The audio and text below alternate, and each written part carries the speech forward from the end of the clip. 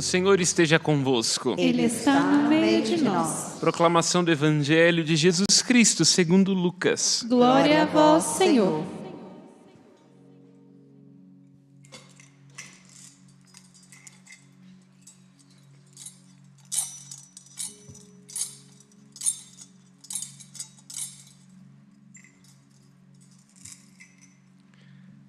Aconteceu num dia de sábado que Jesus entrou na sinagoga e começou a ensinar. Aí havia um homem cuja mão direita era seca. Os mestres da lei e os fariseus observavam para verem se Jesus iria curá-lo em dia de sábado e assim encontrarem motivo para acusá-lo. Jesus, porém, conhecendo seus pensamentos, disse ao homem da mão seca: "Levanta-te e fica aqui no meio." Ele se levantou e ficou de pé. Disse-lhe Jesus: "Eu vos pergunto, o que é permitido fazer no sábado? O bem ou o mal? Salvar uma vida ou deixar que se perca?" Então Jesus olhou para todos os que estavam ao seu redor e disse ao homem: "Estende a tua mão." O homem assim o fez e sua mão ficou curada. Eles ficaram com muita raiva e começaram a discutir entre si sobre o que poderiam fazer contra Jesus. Palavra da salvação. Glória a vós, Senhor.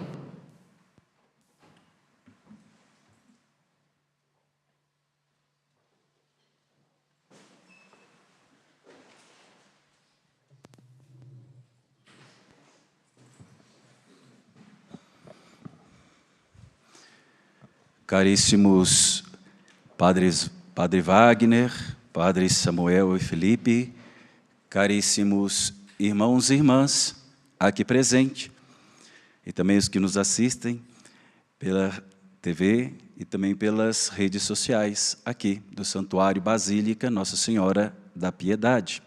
É com grande alegria que eu e também todos os paroquianos aqui da paróquia São Gonçalo de Belo Vale estamos aqui no Santuário Basílica Nossa Senhora da Piedade para juntos celebrarmos então este 6º dia da novena em honra a Nossa Senhora da Piedade, padroeira de Minas Gerais.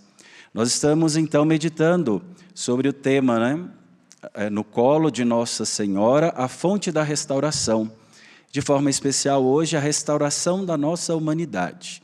Pois bem, no início, Deus criou então o homem e a mulher e para se relacionar com ele, para ter esta comunhão de amor.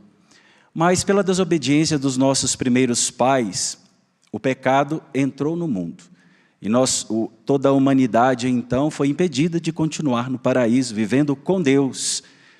E aí então nós sabemos que o salário do pecado é a morte. Mas também sabemos que Deus não quer que nenhum pecador se perca, mas que todos se convertam e tenham vida e vida em abundância. Por isso, Deus não se cansou com muitas iniciativas de vir ao encontro da humanidade, fazer este projeto de salvação para que toda a humanidade fosse redimida. Na plenitude dos tempos, então, ele prepara a Virgem Maria e para que no seu seio virginal pudesse então se encarnar o Filho primogênito de Deus para fazer aquilo que nenhum humano poderia: vencer a morte, redimir a humanidade dos seus pecados. E assim, então, o Verbo se fez carne e habitou entre nós. O Deus que veio para nos salvar. E então Jesus nasce e ele cresce em estatura, sabedoria e graça, e quando é chegada a sua hora, o próprio Cristo começa a andar, fazendo a sua vida pública, anunciando o reino dos céus, chamando as pessoas à conversão, mostrando com milagres, fazendo que os cegos pudessem ver, os surdos ouvir, o paralítico andar, e diversos outros milagres para que todos compreendessem que o Messias já estava no meio deles. Mas o que acontece é que esta grande fama que Jesus vai chamando para si também provoca a grande ira e a violência de um grupo, de forma especial, religioso, dos fariseus e dos mestres da lei. E este povo, por inveja, por também arrogância, por um coração fechado, não conseguiram reconhecer que ele era o Messias, há tanto anunciado no Antigo Testamento. Por isso, hoje nós escutamos o Evangelho, onde em uma dos confrontos que Jesus está exatamente com este grupo. Pois Jesus continua anunciando, ensinando nas sinagogas, mostrando exatamente que veio para amar, para servir, para reconciliar, mas muitos ainda não entendiam e procuravam qualquer coisa para poder acusá-lo. Jesus, então, lendo o pensamento dessas pessoas, vê, então, algo que tem a possibilidade para provocá-los. Porque o confronto era num dia de sábado, onde para os fariseus, pela lei, pelo rito exterior, pela uma religião vazia, não podia se fazer absolutamente nada. Era o dia do repouso. Mas Jesus quer que nós avancemos um pouco mais na nossa fé, na nossa religião, mostrando compaixão principalmente com aqueles menos favorecidos, por aqueles marginalizados, os excluídos. Por isso, naquele meio, ele vê um homem que tinha a mão direita seca. E ele olha para aquele homem e tira da marginalidade da vida, onde as pessoas, muitas vezes, com indiferença, ou às vezes nem mesmo notavam que ele existia. Ele, impossibilitado de trabalhos, por causa da sua mão, da condição que ele vivia, muitas vezes, provavelmente, deve ter pedido esmolas para a sua própria sobrevivência. Jesus quer transformar uma situação de morte em vida. Por isso ele resgata da marginalidade da vida e coloca esta pessoa no centro, no meio, para que todos pudessem olhar a sua condição. E eis a provocação de Jesus. No dia de sábado, é possível fazer o bem ou o mal? Salvar uma vida ou perdê-la? Porque aquele homem tinha a mão seca, mas aquele grupo religioso tinha muito mais do que isso, o coração. Porque não viviam uma religião da forma e as leis, principalmente, como deviam fazer. E Jesus não veio para abolir nenhuma das leis, mas para dar pleno cumprimento, mostrando com profundidade como se deveria viver cada uma das leis, e principalmente no sábado. Por isso Jesus não espera nenhuma resposta, porque sabe da dureza de coração daqueles que o observavam, para o acusar. E por isso já faz o milagre, fazendo com que ele se estenda a sua mão e logo o milagre aconteça. Então, este sinal de Jesus, este milagre apontado para dizer a todos nós, devemos fazer o bem sem olhar a quem? Em todo dia, em toda hora. Sermos fraternos uns para com os outros. Mostrar-nos esta compaixão para sofrer com o outro, ou sofrer a dor do outro.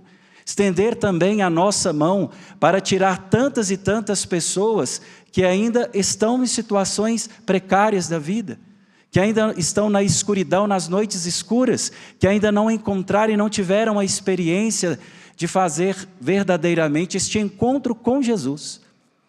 Então, nos convoca e nos provoca também a ir nas periferias da vida para resgatar essas pessoas que estão na situação de morte, para que elas possam vir para a luz e também terem melhores condições de vidas, e principalmente buscando a salvação de cada um dos nossos irmãos e irmãs. Nenhum deles gostaram do que Jesus fez, dos grupos religiosos, fariseus, e por isso a ira, a raiva aumentou dentro do seu coração e procuraram, de alguma forma, condenar Jesus. E como nós sabemos, devido à perseguição que fizeram com Jesus, o perseguiram, o fizeram sofrer, condenaram à morte, e Jesus, por sua livre e espontânea vontade, entregou a sua vida como um cordeiro que foi para o matadouro, para que toda a humanidade fosse redimida, fosse perdoada dos seus pecados. Por isso, quando nós olhamos para a imagem da Mãe da Piedade, vemos em seu colo a fonte da restauração. Aquilo que nenhum de nós poderíamos ter feito. Somente Deus, em seu infinito amor, nos mostrando que somente dar a sua vida em salvação de todos. E aí a mãe recolhe o seu filho no seu colo. O semblante mostrando exatamente esta dor de ver tamanha crueldade da humanidade, mas não menos esperançosa, porque sabia que Jesus já havia anunciado que iria sofrer, queria ser condenado, queria morrer, mas no terceiro dia ele iria ressuscitar. Isto, nós olhamos hoje na primeira leitura, São Paulo falando exatamente aos Colossenses. Porque existiam algumas doutrinas estranhas que falavam justamente que somente a entrega de Jesus na cruz não era suficiente para a salvação, mas também seguir alguns preceitos da lei mosaica.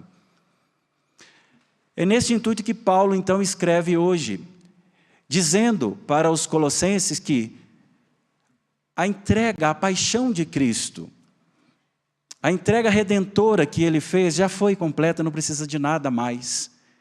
Porque Deus é fiel às suas promessas e Ele quis salvar a humanidade de uma vez por outra, de uma vez por todas. Por isso, Cristo morreu para a nossa salvação e ressuscitando, abre novamente as portas do paraíso para que nós um dia pudéssemos então estarmos junto com Deus, algo que nós tínhamos perdido com o pecado dos nossos primeiros pais.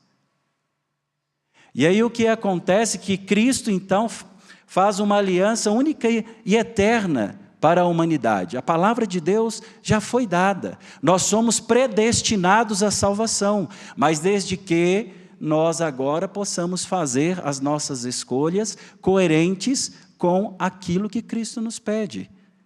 Seguir o evangelho da vida, fazer o bem sem olhar a quem, doar a nossa vida para que o irmão tenha vida e vida em abundância, perdoar sem medidas, sermos transmissores e promotores da paz, da alegria, da felicidade, mostrarmos o caminho que vai nos levar para a salvação e a vida eterna, que é Jesus. Então Paulo se alegra nestes sofrimentos que ele tem, porque sabe que todas as vezes que ele se configura a Cristo através do sofrimento, através das perseguições, porque ele não mediu esforços, a sua vida, depois que teve um encontro com Cristo, foi toda para anunciar o Evangelho, de forma especial aos gentios, chamando-os à salvação. E Paulo foi perseguido, Paulo foi chicoteado, Paulo foi apedrejado, Paulo sofreu um naufrágio, Paulo foi preso, e mesmo assim Paulo se alegra nos sofrimentos, porque ele sabe que uma vez sofrendo com Cristo, morrendo com Cristo, ele também ressuscitará para a vida eterna. Então que nós também não tenhamos medo de encarar o sofrimento, as dificuldades, as tribulações que a vida muitas vezes traz para nós. Que nós possamos encará-los de frente com esta fé inabalável em Deus, que caminha conosco, que nos fortalece e nos impulsiona para sermos verdadeiramente, peçamos, não só com palavras, mas com testemunhos, com obras a cada dia. Que a Mãe da Piedade, que foi a discípula fiel, aquela que generosamente disse sim a Deus sem reservas, possa também nos ajudar neste caminho, nos colocando na perspectiva de também sermos discípulos fiéis, fazendo tudo o que Deus nos chamar. Louvado seja nosso Senhor Jesus Cristo. Para sempre seja louvado.